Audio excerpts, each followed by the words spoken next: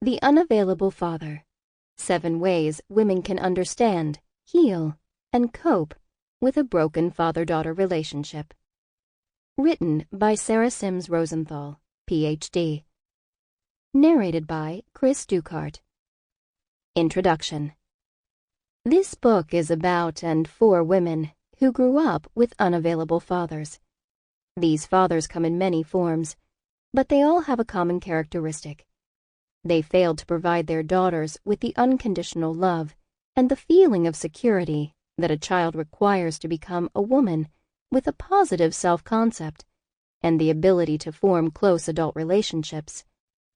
My interest in the lives of women who had unavailable fathers began with my own childhood and my relationship with my father. He was physically present, but emotionally distant and even abusive toward me, though he behaved quite normally toward my brothers. My interest in this area grew over the course of my 30-year career as a psychotherapist, during which I have worked with many women, of all ages, who have experienced problems with adult psychosocial adjustment that are related directly to a failed father-daughter relationship.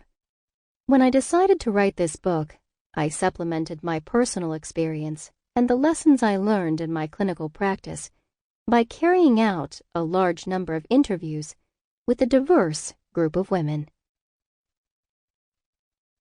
My father. I grew up in White Plains, New York, in what looked like the perfect suburban family. My mother was pretty, tall with thick black hair and brown eyes.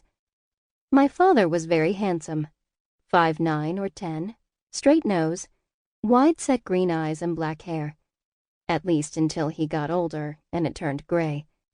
He was an announcer for CBS and worked odd hours, but a couple of nights a week he'd be home in time for the family dinner. I was the middle child. I had one older and one younger brother, and to complete the picture, there was Jekyll, our much-loved family dog. It all sounds so normal.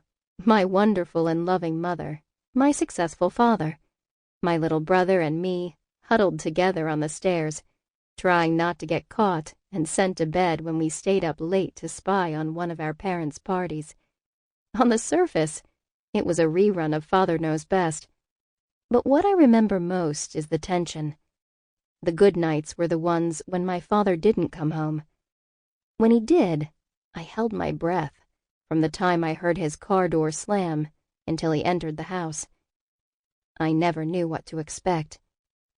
If he was in a good mood, he'd be witty and funny. Everything would be okay.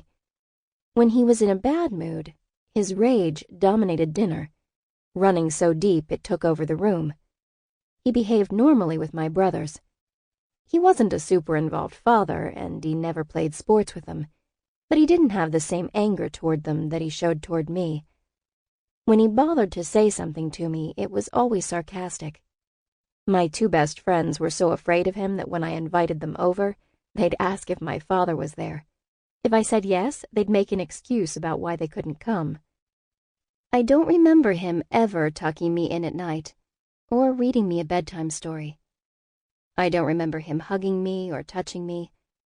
I felt his rejection so strongly that when I helped my mother fold laundry and his undershorts wound up in the pile in front of me, I'd throw them at my mother. If he wasn't going to touch me, I was certainly not going to touch something as intimate as his underwear. Once, when my mother and father and I were in the kitchen, my father turned to my mother and said, "We should have had one more child.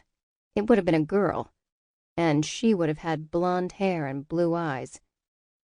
I have dark hair and dark eyes, and was much too self-willed for my father.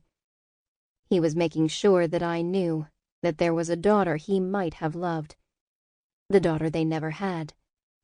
I still feel that hurt. When I see a young girl on a beach or at a playground swimming, throwing a ball, running with a father who has taken the time to be part of her life, I experience that deep yearning and hunger for the father who was never my champion or protector. I do not know why my father distanced himself from me and treated me with derision. How could I?